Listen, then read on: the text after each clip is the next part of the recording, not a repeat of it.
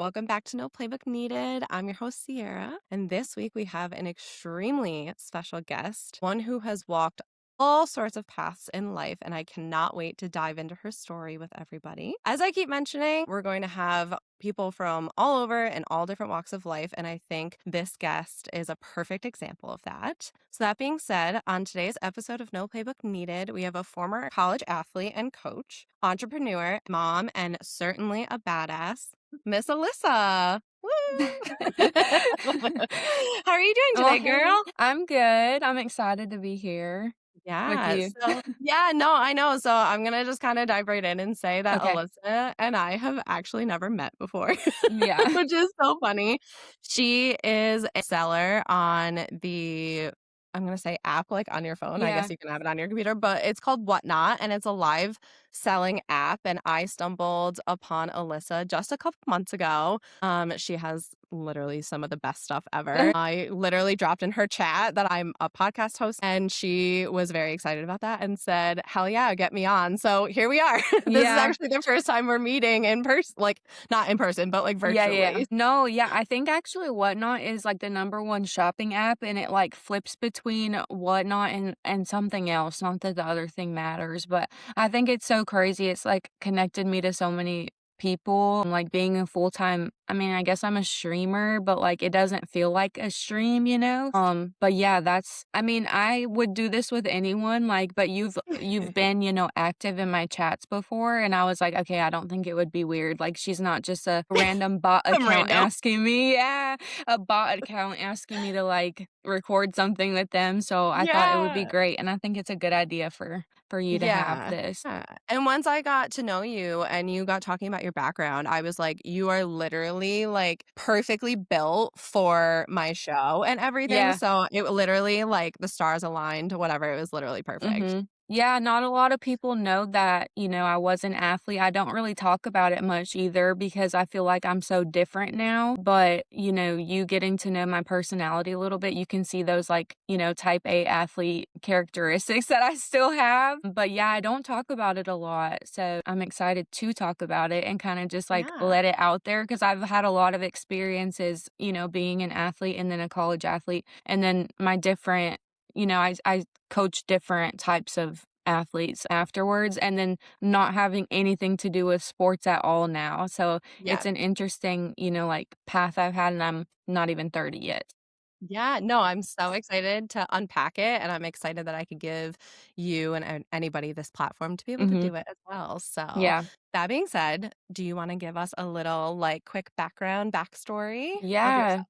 So I grew up in Southern California, which is um arguably one of the best states to grow up for, youth sports. And I've had that argument a lot with people now living in the South, going back to like the youngin days. I was like 4 when I started soccer and I absolutely hated it. I literally brought nail polish apparently and sat in the middle of the field and did my nails instead, which is so not me now. So I'm like, that's weird, but I just didn't want to run. So, my parents were big on sports. Both of my parents played sports and they let me, try softball afterwards. And I did that for a while, but I honestly just was not good. And I wanted to be good so bad. I played travel. My dad was my coach. I really wanted to just like be out there with my friends, but I did not want to hit the ball. Like did not want to hit the ball at all. So obviously that's a problem. And then I went to basketball and I was actually pretty good at basketball and I liked it. And I was so against trying volleyball. I thought it was like a girly, weak, wimpy sport. I was like, I'm not doing that. The outfits and stuff, I was like, no, I'm a basketball player. Like, I want my sneakers, whatever. And my dad made me actually. I think it was City League, like 6th or 7th grade. I just tried the City League and I was just like pretty decent at it. And then it kind of ramped up like 8th grade and I started playing club and tried out for high school, and it was just one of those things where it, like, escalated kinda quickly, but my freshman year of high school, one of the girls who was also a freshman, our second day, I remember it like distinctly, our second day of high school as freshmen, she committed to UCLA for volleyball. And we were all like, what the heck? Like, we had no clue that like this was happening around us. And I'm just some like wimpy, like 13-year-old. She's like ready to go to college right now and go play. And I was Wow. like, it was amazing to see. It like humbled me badly. And I'm like, yeah, I'm not shit. Basically, like if I want to be something, I've got to step it up. But that was both like a interesting thing to see and say and be like, okay, we have a really like stellar athlete to learn from, but also it like hindered us a little bit because we were constantly being compared to this girl, you know? But yeah, I mean, that's like pretty much it. And I ended up graduating high school early after my junior year. I was just a little bit, I wouldn't say bad, but I was like, rebellious teen. And my parents were like, either you get your act together or you just be done with high school and move on before you flunk out. And so I ended up testing out and I went straight to a junior college at 16 years old, which was like so crazy but Wow. really like interesting. I feel like not a lot of people do that.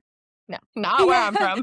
I know. I'm like, people didn't do it where I was from either. So I was super young to be, like, playing at, a junior college and going to school there full time. I played there for a year, transferred to an NAIA school about an hour away. It didn't really work out for me at the 4 year. I went back to my JUCO, played another year there, and then went D1, and it was just, like, this weird, like, journey of back and forth, not knowing where I fit in. Am I, like, too good for JUCO, not good enough for a 4 year, and, like, Yeah. all these, like, weird in betweens, so it ended up working out. I actually didn't use all my eligibility. I kind of, like, just was, like, done when I was done, at the 4 year, and I had 1 more year left, and then COVID ended up happening right after, so I was like, "It is what it is." Like, I'll just leave it Yeah, where it COVID's a is. whole weird Yeah, thing that yeah, we all lived through. I know, there's all those jokes about, like, 20 will never, like, stop bringing up how they don't have a graduation and stuff, Yep. and, like, can you blame them? But, we No. had to exist too, so I was Mhm. coaching during that time. I coached, like, immediately after. I just went from, like, playing, like, those youth sports club, high school, and then just going straight to college, honestly, and not really knowing what I was doing, but kind of figuring it out, and I feel like I didn't have, like, a specific path, but I knew I wanted to play at a higher level, and that's basically what led me there. I love that. Okay, we're gonna break this down a little Yeah. bit further. Okay, starting or I guess I should say continuing on with the college athlete realm. Yeah. Who were you when you were playing college volleyball? I think, like, my personality on the court, I've always been, like, super aggressive, and I always kind of fell into, like, those leadership roles. At the junior college, I was, like, the captain both times I played there. When I transferred, I kind of fell into a role where, yes, I was young, but I had, like, a lot more experience than other girls, and I feel like on the court, I was always a leader, and off the court, I was either, like, too smart for my own good when it came to classes and getting into trouble because I was, like, bored or something, but it's a crazy perspective to have to, like, be given so much responsibility as a young athlete and handling, your full-time course load and practices and meals and travel, handling that full responsibility and still not really knowing who you are as a person. So, Mhm. I always was generally, a leader on and off the court and still trying to like fit in with the big dogs when I was like 2 or 3 years younger than them, honestly. Yeah. So yeah, that's pretty much who I feel like I was looking back on it. Yeah, no, I love that. What is something maybe sports gave you beyond, winning and losing? Besides, those friendships that I still keep in touch with, I think that's one thing that's really, an interesting thing is you're kinda, like, trauma bonded when it comes to, like, waking up at waking up at 4 or 5 in the morning, being on the bleachers, running together, like, you literally, like, live and breathe each other, and so those are friendships that, even as we get older, they might have faded away a little bit as, people are getting married and having kids, but we still know and see each other probably more than anyone, like, so it's like those friendships are something that you honestly can never, like, get away from. Also, I think just my ambition now as an adult, like, I can't let myself fail, and that's something that I can control now is, like, my career path and my family, but that's something that was, like, ingrained into me is, like, I couldn't control wins or losses on the court, but I can control things now, and it's like I'm able to control my career path and, how I want my son to grow up. So, I think it is definitely something that made me a better person, although it didn't feel like my experiences were great, going through them. There's people that grew up not doing anything as a teenager or a young adult, and they have just no sense of path or urgency or Foundation. yeah, or clue of Yeah. what's going on, and I'm like, "You really just went home after school and watched TV?" Like, there's no way that that's Yeah. real life. So, I think that I'm super appreciative of that because I'm able to be a decently functioning adult of society now because of it, I'd say. Yes, I can concur. I can Yeah. totally Oh, agree with thanks. that. Yeah. Do you think being an athlete is still part of your identity today? Honestly, no. Although, like, my personality is made up of it and, I'm always gonna have those experiences, I kinda had, like, a hard cutoff, with ending coaching the way I did and ending playing the way that it happened. I had a hard cutoff, and the transition, I didn't realize it was rough until, like, maybe a year ago when I'm like, "Dang, like, I haven't even seen a volleyball in years," like, and that's so hard to think about, but I don't think I have anything to do with it now, and I think it only bothers me if I sit and think about it. I think the Yeah. hard cutoff was okay and it was necessary and I was kinda done and closed that chapter. Sometimes I think about going back to coaching and I'm just like, I don't know, man, like, 'cause I know the moving every year and the, moving pieces about it and the late nights, and sometimes it's nice for me to just feel like a non-athletic regular person, we call them NARPs, like, it's nice for me to feel like a NARP right now, and, like, Yeah. people don't even know that that existed, so I can just kinda Yeah. be my own person now. I This is so funny that we're actually, like, talking about this because Yeah. I was back home in New York about 3 weeks ago, Mhm. and this literal exact conversation came up with Really? some of my family, and I had a family member say, "It was really sad when you decided not to go to school for dance because, like, you could have stopped dancing, but you could have kept, like, choreographing," which was Yeah. a huge part of my dance journey. Same with coaching, with you, Yeah. it sounds like, and it took me a long time to realize this through the work of therapy, that I need to close chapters and leave them Yeah. closed.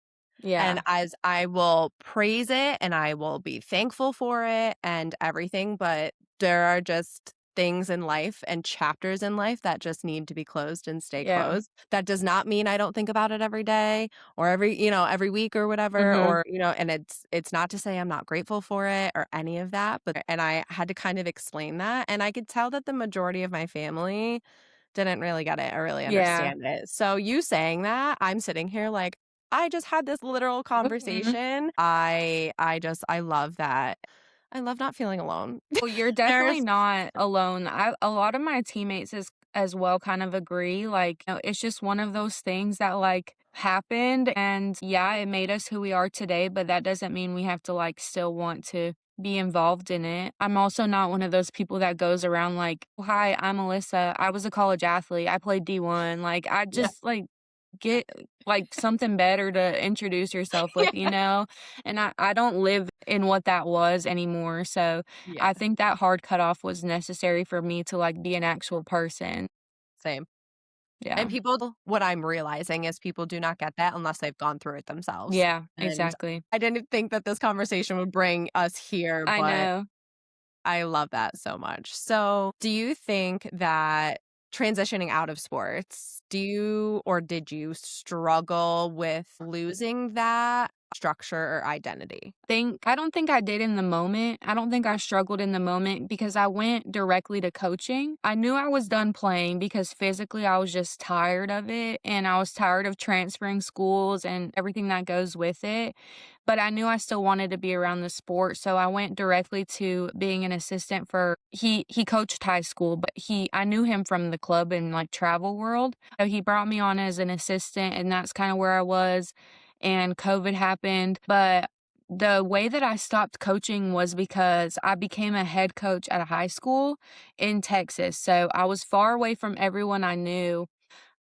I was in a small town and I was 22 and I had basically no clue. The coaching side was great. The social side was hard because in a small town, being a young coach is so hard. There's so much pressure on you, there's so much doubt. The kids want to be your friend. I took a 0-28 team to like 10-12 or something like insane for the Wow. first year, but all of the social stuff that goes with it, like all of these parents' involvement just like was too much. I was getting pulled out of the classes that I taught because of rumors with students and all this stuff. And, it ended up going so far to where they pulled me in and said, you got to resign or we're going to like have to fire you. And I was like, that's fine. I resign. Like, you guys are screwed.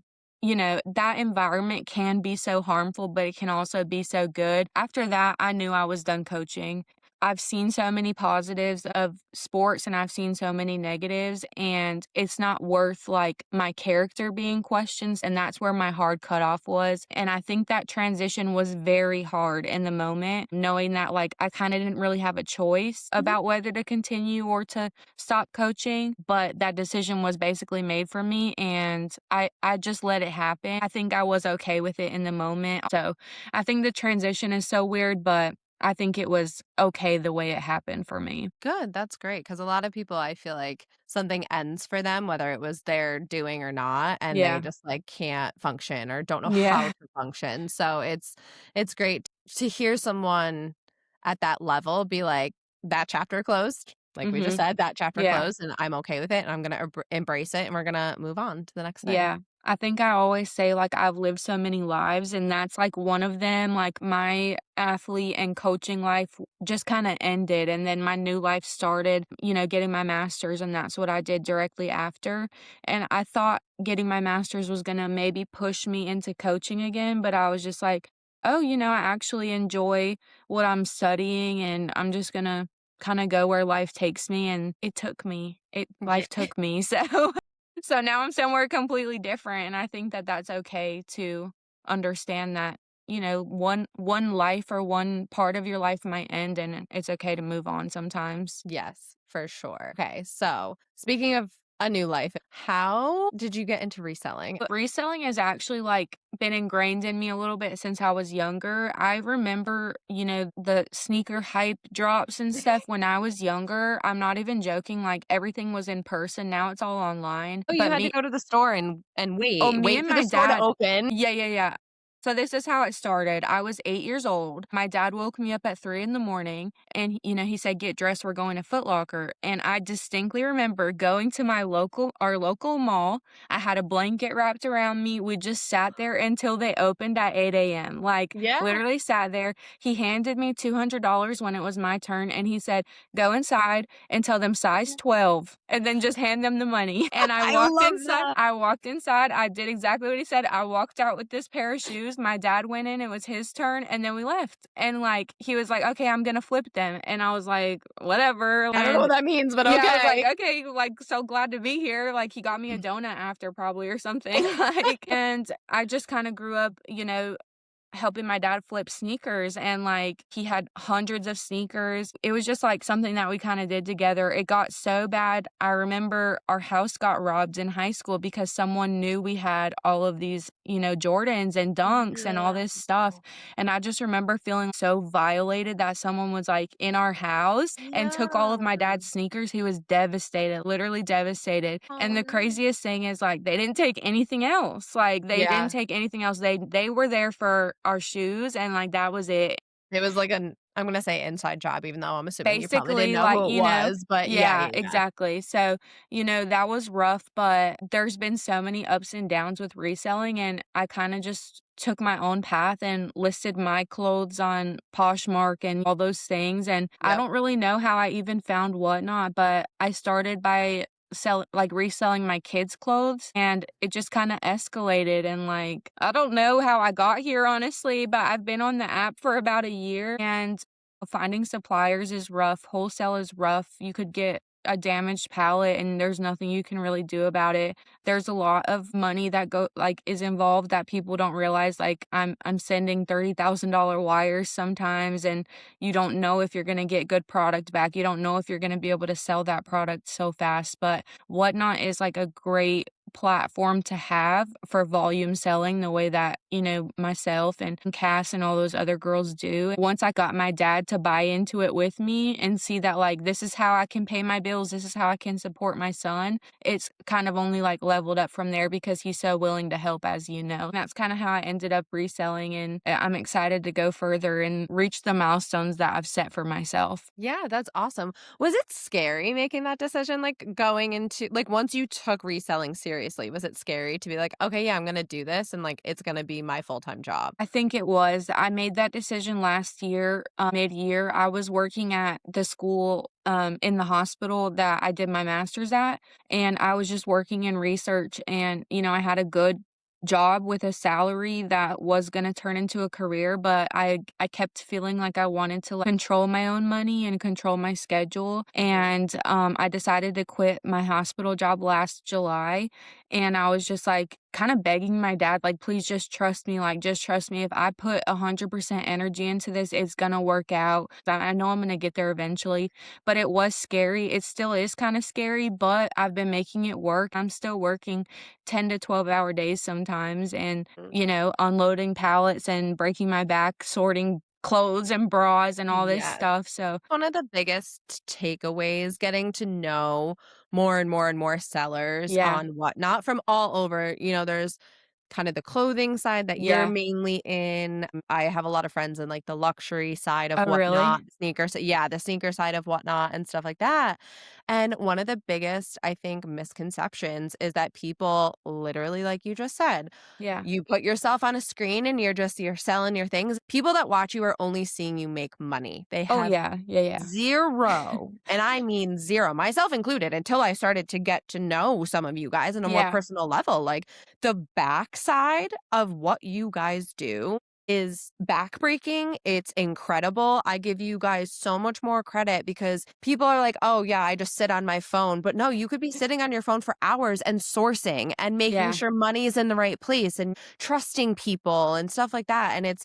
people do not I feel like somebody out there needs to make, like, a documentary or something of, like, the back side of I what you guys do. All of the prep and stuff, and honestly, I still consider myself a smaller seller, but that's because I'm Yeah. friends with these sellers that have 40,000, 50,000 followers and sell anything. Literally Yeah. everything they touch and hold up sells, but the prep that goes into it, oftentimes not worth the profit, and I think that that's what's really hard about being live on, an app like that is these people that don't understand business, which is totally fine. I went to school for business. That's the only reason I understand it. So it's like not Wait, what do you have every your master's in? my bachelor's is in business management and my master's is in exercise phys. So Okay, gotcha. like kinesiology Yeah, basically. yeah, yeah. Okay, Yeah, gotcha. so I have my MBA, so I was curious when you oh, said I wanna business. go get my MBA, like, just for fun because 'cause I'm bored, you know? Just for funsies. But, they don't understand that not every dollar I make back is profits. That's Yeah. money that I put into the pallet, and we're very Mhm. organized when it comes to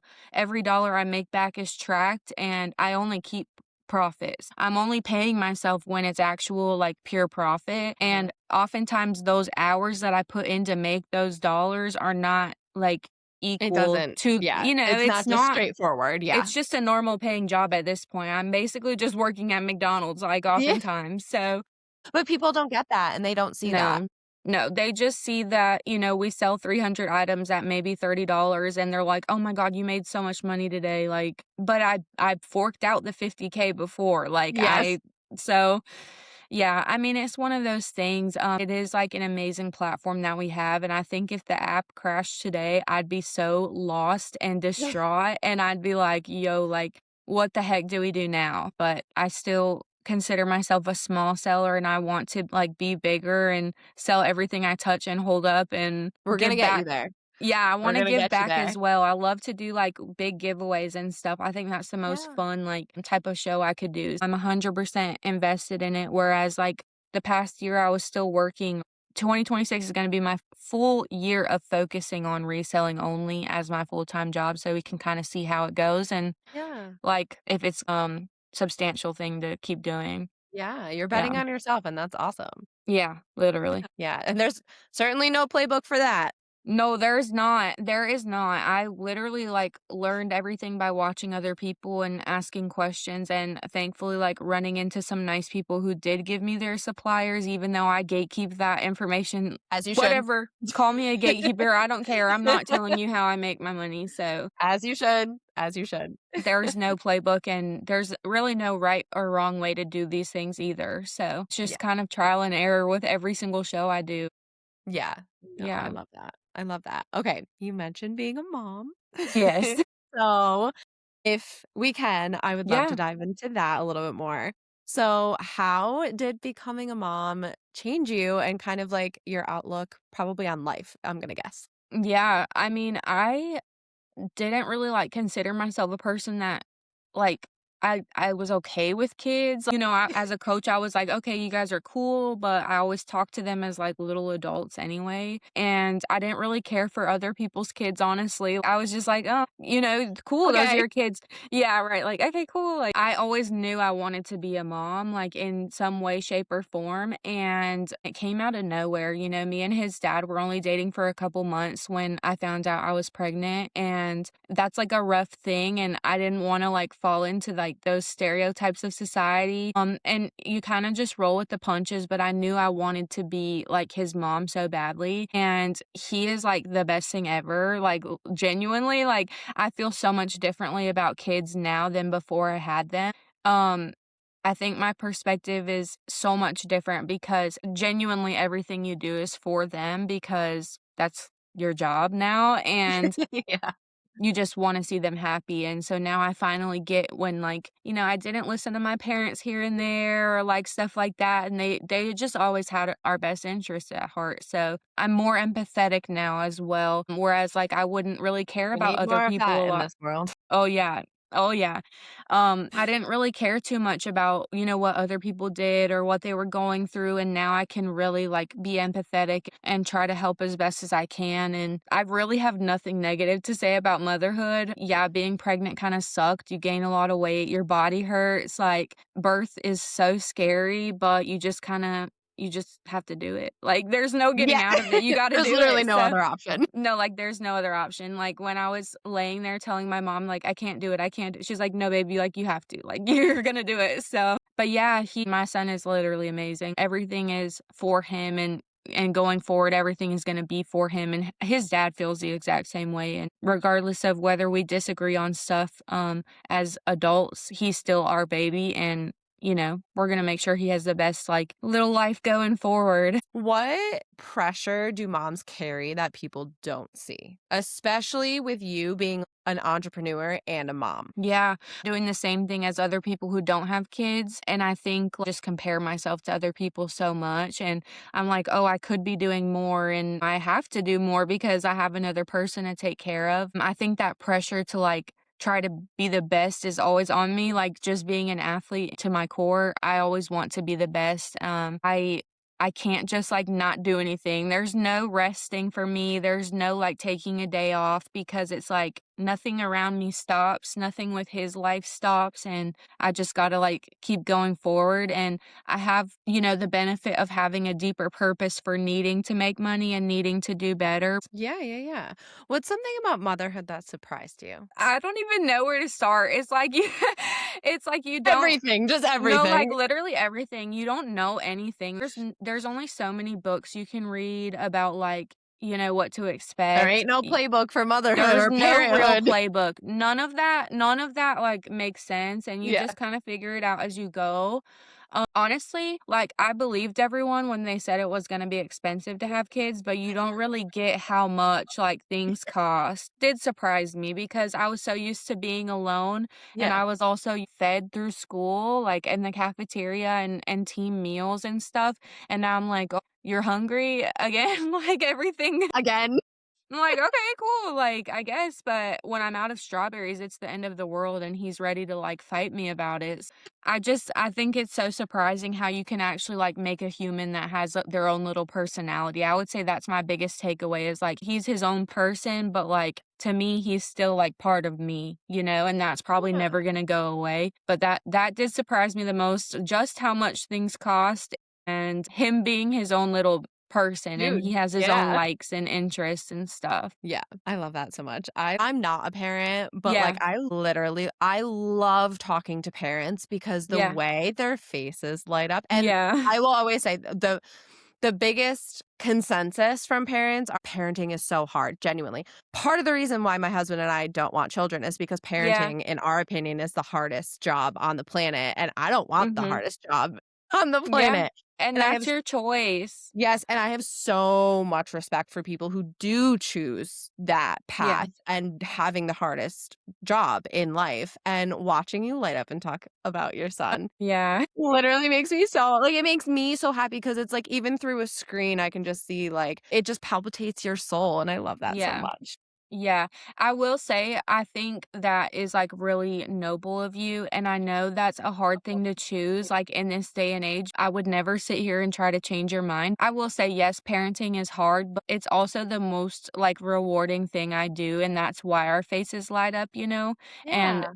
See, like, a physical being that even though yeah, he's in your case, even though he is only half of you, just knowing yeah. that he's any part of you is just so beautiful. Yeah, it's pretty crazy. It just no one's ever really ready to have kids, and I Mhm. definitely wasn't ready, but it was just kinda weird because, I knew I was pregnant, but didn't really process that, like, I was gonna Yeah, have a baby, yeah, and he just was there one day, and then now we're just kinda like roommates, like, living yeah, together and figuring stuff out. literally figuring life out No, together, literally, like, I don't know how to parent. I'm not a perfect parent, when nor should he you be. There's no such right, thing and as a perfect parent. There's no such thing yeah. as a perfect person. No, not at all. We're not put on this earth to be perfect. I No, learned that a long time ago. exactly. So there's no playbook, like you said, Yeah. and we're kinda just figuring it out, and it's just one of those things that I know I signed up for and I would never go back on, and I would never change the path, and part of me and part of my story now, and I that's all love that is. that. No, I Yeah, love that so much. yeah. Okay, one last question to wrap this up. What was a point where you realized that there really was no playbook for life? I realized it probably a few years ago. When I turned 25, I did have one of those quarter life crises that people like talk about.